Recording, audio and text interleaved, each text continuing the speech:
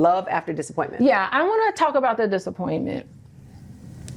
You're going to be disappointed in relationships. And I think the important part of being disappointed is, how are you now going to approach your partner given that you were disappointed and you're mad? Right. How do you handle it? Really what you are is you're mad at them. Pissed.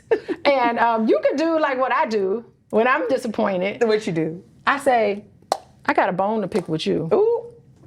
I'm mad at you. Now hold on, because I do say that, but that might work in your relationship. But I recommend that you have open. But here's what happened if you because some women can't do that. Some women cannot do that. Yeah. But look at how I did it. I smiled. Yeah, I said, you know what? I love you and everything, but I have a bone to pick with you. Let me know when you're ready to talk about it. Ooh, that's good. And then I just walk away. But y'all heard that, ladies? Hold on. We're going to unpack that. She smiled. Yeah. She still, the safety was there. Safety so even though I'm there. upset, you still made him feel safe. And you gave him the opportunity to talk when he's ready. When he's ready. See, I need to talk right now. You have Not to. right now. I used to be like that. I know, I'm growing from that. But you really have to because some people are conflict averse. You never know what people's relationship with conflict is. Yeah. And so. That's big. So. Huge. Research shows that how a woman approaches a man in conflict, I hate that. But it makes a big difference. Yeah. Data tells us that how a woman comes to her husband in conflict can set the tone for the entire conversation. Anyway, so some communication and emotional safety, talking without triggering old wounds. Oh God. When silence becomes distance. Yeah. Repairing trust after emotional shutdown, conflict with character attacks, listening to understand, not to win. Okay, I want to get into the attacks. Lord, God bless my high conflict couples.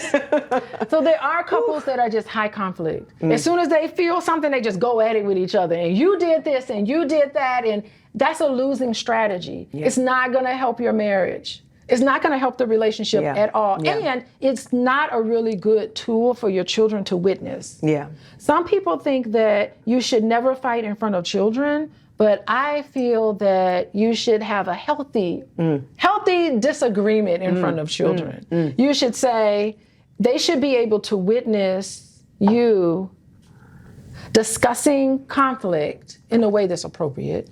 They should be able to see you discussing conflict, and you should model for them how to discuss it, and then model for them how to make up. Right. You know, and so those are big lessons for children. What about when one partner outgrows the dynamic? Like, I love you, but this dynamic doesn't work. Okay, yeah. I worry a lot about individuals who come to me for therapy who are in a committed relationship. And, you know, a lot of times my question to them is that, can you tell me how does your partner know that you're here seeing me? I mean, you don't have to tell, but I do encourage. You know, I would say, what would a scenario look like where you would self-disclose, hey, I'm seeing a therapist to help me deal with these things, you know? And I want to know, what does your partner think about that?